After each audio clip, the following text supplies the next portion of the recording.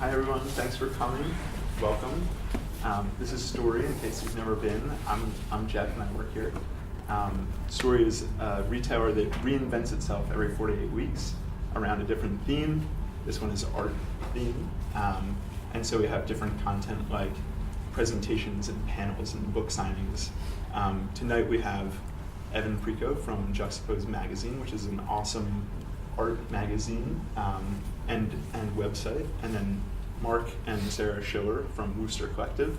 That is also an incredible community and website, and so you should check out all their stuff. And also check out Story.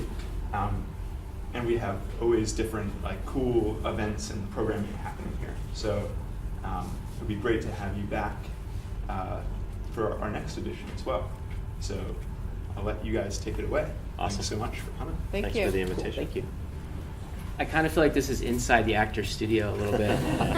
It's like I'm going to ask about a specific blog post from 2008, and how do you feel about it? I don't know. It's very intimate. I like this. So if I switch into some sort of weird accent midway, just I don't know. Let me have it. With you. Let me have it. Thank you guys all for coming. I think this is a great occasion to have this talk, not only because Wooster Collective has been around for a decade, although, as Marc told me, a decade plus, 2001. Juxtapose is about to have its 20th year next year.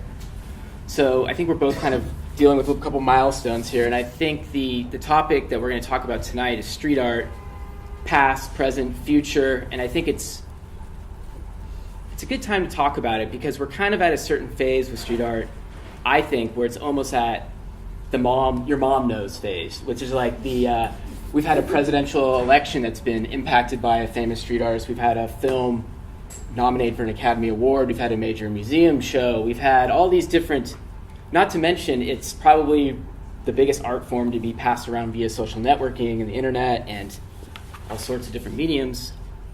I think it's now a good time to kind of talk about where it's going, where it's come from, and the current state.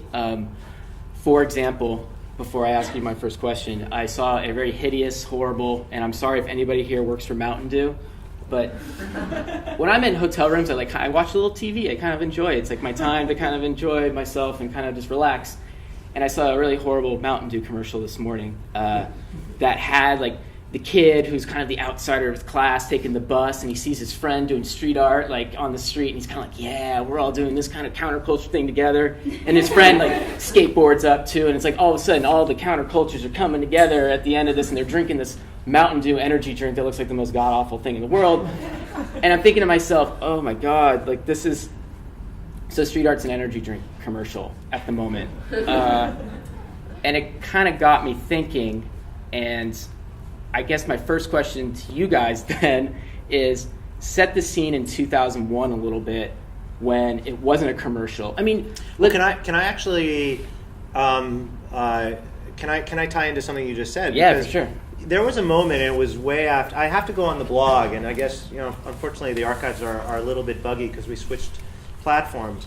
But I remember distinctly that there was a time where we put out to the community, should we be calling this street art? We very quickly put on the website, Wooster Collective, a celebration of street art. And the most important word was celebration, because at the time, mass media was only talking about this form of art as vandalism, and there was no opportunity to celebrate it. So we really wanted the word celebration to be there, but we didn't really care about the two words street art. It wasn't that we made the word up, because the phrase up, we didn't. It was being used.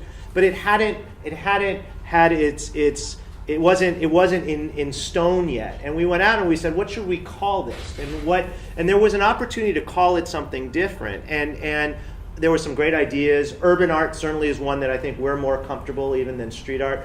The problem is not the Mountain Dew commercial, in our opinion. The problem is the label street art, because people will always write on walls, and they will always co-opt public space. So street art will never die. The label street art will die. And the label was something that we unfortunately had to make a decision whether we made into a label, because we were the only ones that were, the way Google works, the way blogging works, the more you blog and blog and blog, the more you become the resource. So we knew that. And I think what we said, do we change this phrase now to something else? And at the end of the day, there wasn't anything that was better than, post graffiti. There's lots of things, and the problem is just labels, not street art. Is not the wheat paste of a character that is a Mountain Dew thing. It's, do we have a innate humanistic need to write on walls? And the answer is yes, and that will never change. So I'm sorry to co-opt your first question, but it's that's why it became what it was. And now when how come you didn't use the term like public art or? Because because public art is really commissioned craft sculptures that are there for safe. Yeah. Because the water, there's people that do nothing but public art because they know that the city that's paying for it knows that there's no liability from the piece of artwork whether somebody gets hurt by it. Right. So there's no edges. There's no. It's completely sanitized. So if we said a celebration of public art, we were pulling into that a history of really bad sculptural art that cities paid for because they were safe, because nobody would ever object to it, because it didn't create any controversy or emotion. But I have to say that when we really first started the blog, we had no idea what we were getting into. Right. We had no idea what we were. We were starting. I mean, it started really because Marc went to Japan and got a digital camera, and in our neighborhood of downtown New York, of Soho, he took so many photos with his camera that he filled up his hard drive. And he's like, I'm going to have to delete all these photos. It's slowing my computer down. And we said, I was like, why not put them up somewhere? Let's put them up online. Now we'd say putting it in the cloud. So get it off the computer onto the internet. And this was before there were blogs, and it was just a very beautiful array of images, very closely cropped, of everything from stencils and stickers to sculptures and other things. And Marc emailed that around to about 10 people. Well, I used a piece of shareware. So I went to like shareware.com and I saw, you could create a gallery of images, and it just sucked up, 2,000 photographs into this thing. And when you looked at it online as like a gallery of these thumbnails, it was like, wow, that's a year of street art in a 4-block radius. That's kind of inspiring. I mean, not kind of, that is inspiring, because you're like, holy crap, the diversity, the way that it was approached. And so we emailed 20 people. Right. And then we kind of said, like a month later, well, whatever happened to those images? When you say you emailed 20 people, just 20 like friends that I thought would be inspired by it. I mean, it's the same thing that we do now. All we do, the reason why we put stuff up on the blog is that we see things that inspire us, and we want to share it. And if a day goes by that there's nothing on the blog, it's because nothing inspired us, or we had stuff we had to do. It's not because it's just very, very simple. So we just wanted to share it, and we only emailed 20 people because we didn't know if 20 more than that would enjoy it. Well, we got one email back from a friend at a record label, and she said that she used it in a brainstorming session, and we thought that was really cool. Wow, cool. Yeah. But little did we know when we actually went back in that about 40,000 people had seen the images. Oh, wow.